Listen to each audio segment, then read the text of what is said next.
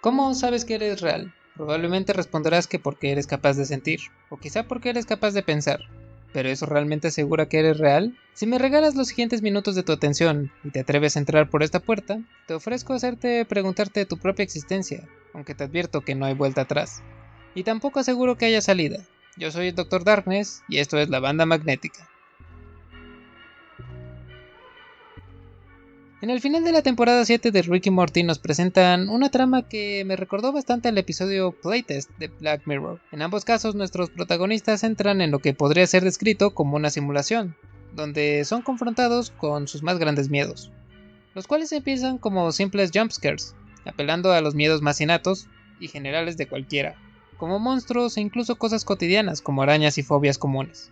Pero conforme la trama avanza, los miedos se vuelven más psicológicos, dejando atrás lo que es convencionalmente aterrador por cuestiones más existenciales, donde se aprovecha bastante la paranoia y la incertidumbre de cada uno de los protagonistas, al punto de hacerlos cuestionárselo todo, incluso su propia existencia.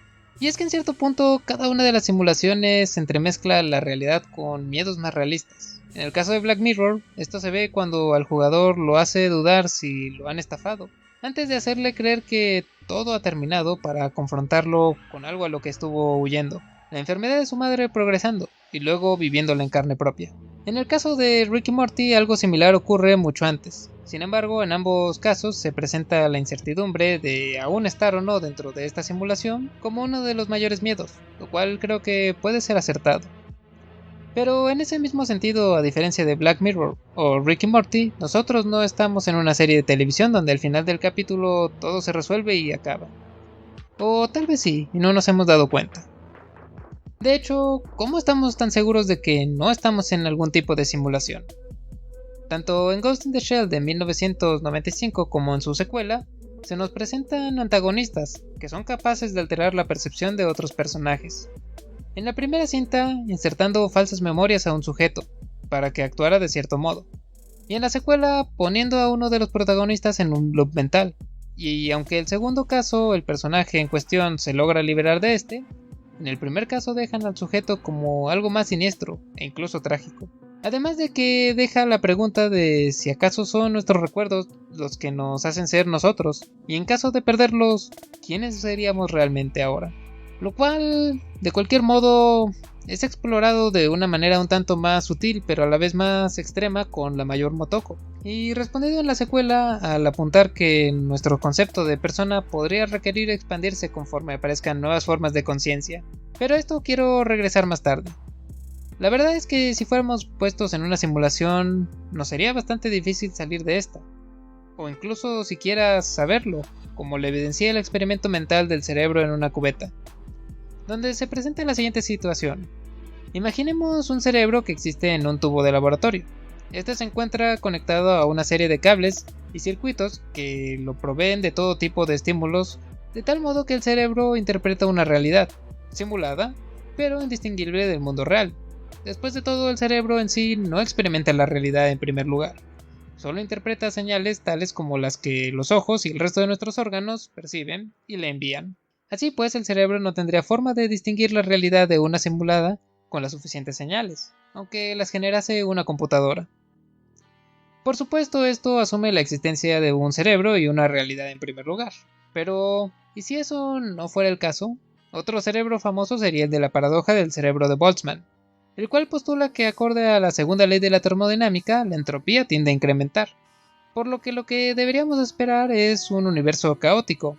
Sin embargo, lo que observamos es uno bastante ordenado relativo a este otro. Y aunque el hecho de un alto nivel de entropía aún permite fluctuaciones aleatorias que dan lugar a cierto grado de orden, lo que vemos parecería muchos casos de esto que se opondría a la segunda ley de la termodinámica. Es decir, es bastante improbable que cada uno de nosotros, como seres conscientes, existamos como resultado de estas fluctuaciones al azar a nivel cósmico, el milagro termodinámico al que se refería el Dr. Manhattan en Watchmen. Por el contrario, en realidad sería más probable que estas fluctuaciones crearan un solo cerebro en el vacío, el cual tuviera conciencia y todos los recuerdos de una vida, la cual no existe.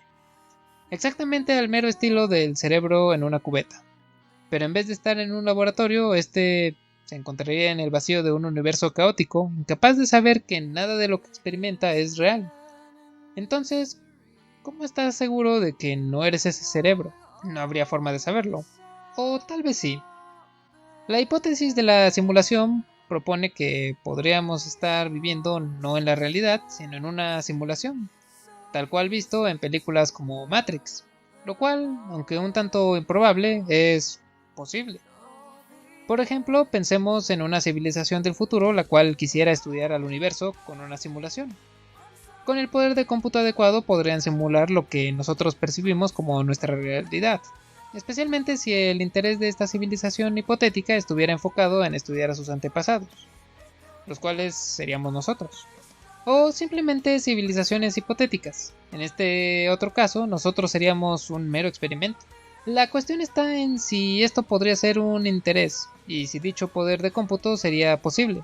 Pero creo que hay razones para considerarlo, pues, aunque no parezca tan viable ahora mismo, lo mismo podríamos decir de los aviones o las videollamadas hace algunos siglos. Pero asumiendo que sí viviéramos en una simulación creada, en este caso sí no sería posible saber si somos reales o solo la simulación.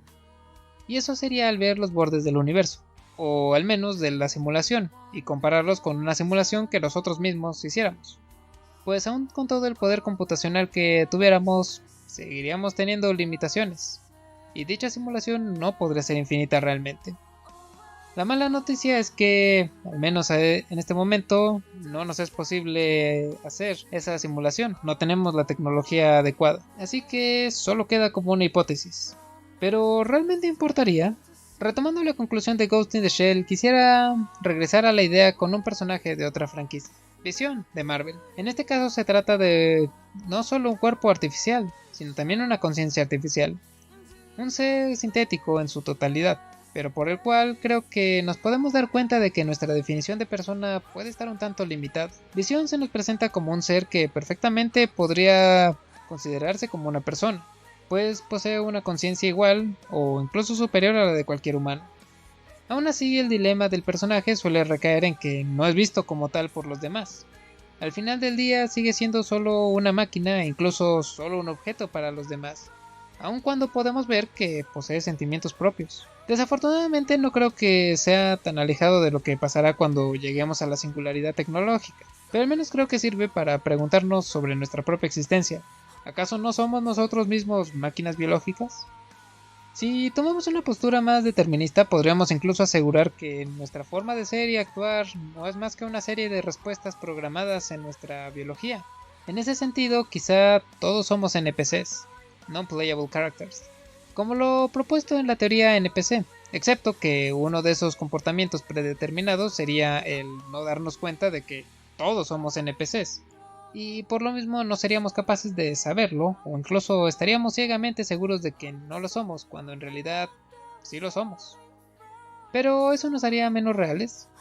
Regresando a las series con las que comencé este capítulo, tanto en Rick y Morty y Black Mirror, creo que la respuesta es que no. Que aún siendo solo simulaciones, seguiríamos siendo reales de cierto modo. Al menos nuestros mundos serían reales para nosotros. Como justamente al menos nos deja considerar en el episodio de Blanca Navidad de Black Mirror y A More Well Live de Rick y Morty. Pues como bien René Descartes dijo, pienso, luego existo. O tal vez no y todos somos solo una simulación que cree existir y tú aún estás atrapado en esta sin saberlo porque te borraron la memoria sustituyéndola con una vida falsa. Claro, eso es asumiendo que sí seas real, o que sí exista una realidad en primer lugar. Esto fue La Banda Magnética y con ustedes yo soy el Dr. Darkness. Recuerden que nos pueden encontrar en Instagram y Facebook como La Banda Magnética y pueden seguir nuestro podcast en YouTube, Spotify, iHeartRadio y Google Podcast o escribirnos a bandamagneticapodcast@gmail.com. Repito, bandamagneticapodcast@gmail.com. Manténganse escépticos, incluso de su propia existencia y la realidad misma.